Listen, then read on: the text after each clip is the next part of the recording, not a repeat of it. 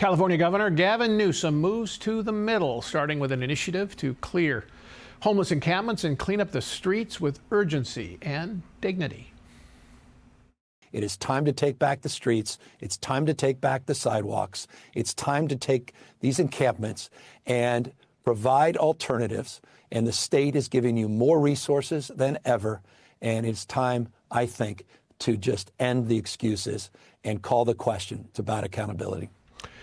The Democratic governor has made several shifts away from the left. On Wednesday, he proposed a freeze on health care enrollments for illegal migrants. And earlier this year, Newsom shocked progressive allies when he said he believes it is deeply unfair for transgender athletes to participate in women's sports. Is the governor's move to the middle all in anticipation of a 2028 presidential run? We're back with our panel, Alicia Finley, Kyle Peterson, and Kate Odell. So, Alicia, who is this imposter for governor? And where have they put Gavin Newsom? Is he hiding somewhere?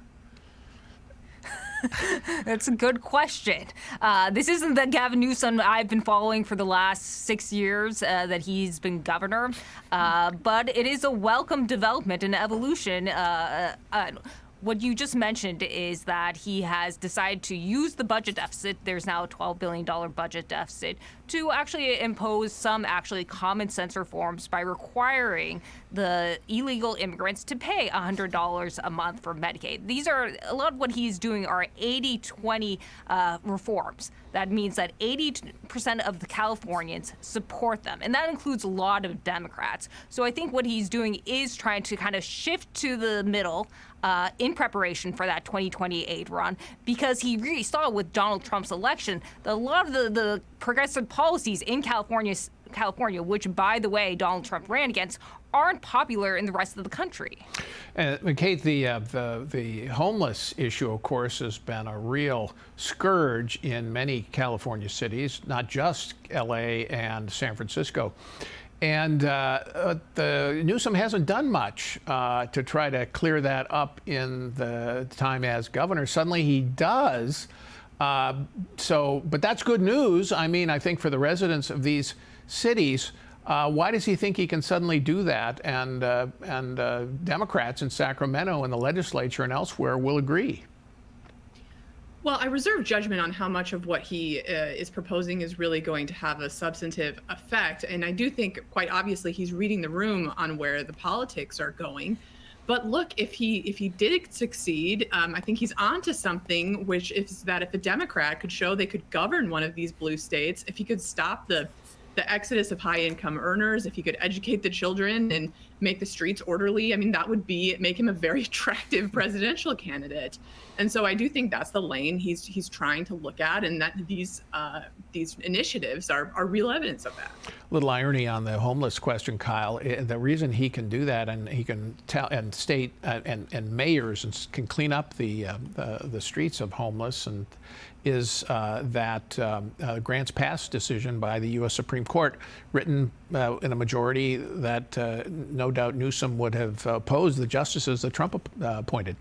Right, and he's urging cities to ban camping for multi-day stays on public property, which I think is, as Alicia says, kind of an 80-20 issue. It makes sense not to let people privatize, essentially, what are supposed to be public parks, public sidewalks, public spaces.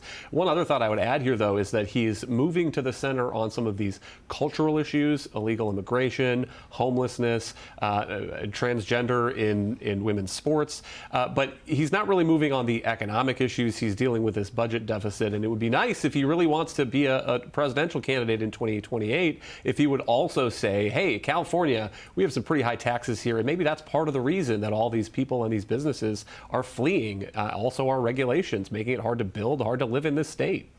Alicia, the question becomes, of course, how will all of this play in the Democratic Party? Because before you can take on a Republican nominee, you have to win the nomination. The way I look at this, and I wonder if you agree, is that Newsom is positioning himself somewhere to the right, or the middle, if you will, of J.B. Pritzker, the Illinois governor, who's likely to run, and Alexandria Ocasio-Cortez, who might run. I think that's right, and they're taking the left lane, or those two candidates would take the left lane. And I think there are a lot of other Democrats who want to run, Inslee in Washington, who would also take that left lane. So he sees a very large center lane open to him. And this center lane would be very popular in a lot of the Midwest states, the South, which constitute the majority of the country. So maybe even if he were to lose some of the states like New York and the Northeast, he could still win the nomination by picking up the vast majority of other states. And Kate, this is really a signal that some Democrats, anyway, may be getting the message of the election, particularly on the cultural issues that work so well for Donald Trump. I guess one question I have is culture enough? Or is Kyle right that actually you need to work on the economics too? Kyle's 100% right that actually you need a economic theory. And I think Trump is giving them an opening for one, because I don't think the public is happy with all the tariff disruption, and they don't want the higher prices of it. And so that does leave a little bit of a lane for Democrats to take a better approach. But again, I mean, California's income tax rate, top rate, is something like 13%. That's enormous. I mean, he would have to put a dent in some of that and do more than sort of moderate on these 80-20 issues. I mean, one thing on the illegal immigration point on Medicaid, I mean, he's really having his hand forced by the Trump administration that's trying to crack down on some crazy ways that California spends its money. So I think he's going to have to get more substantive if he wants a presidential lane. Hey, it's Will Cain. Click here to subscribe to the Fox News channel on YouTube. It's the best way to get our latest interviews and highlights. And click to subscribe to the Will Cain podcast for full episodes right now.